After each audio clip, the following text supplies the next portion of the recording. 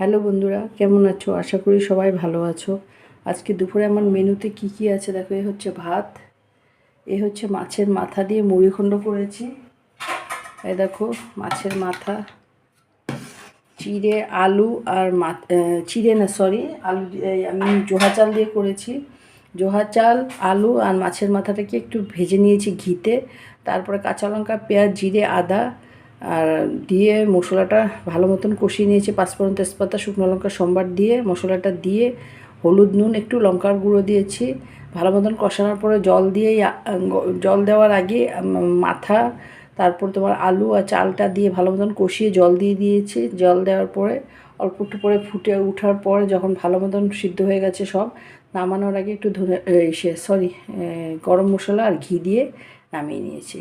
আর এটা হচ্ছে তোমার সিম চচ্চড়ি, কাঁচা লঙ্কা চিড়ে দিয়েছি, পাঁচফোড়ন, তেজপাতা সম্বার,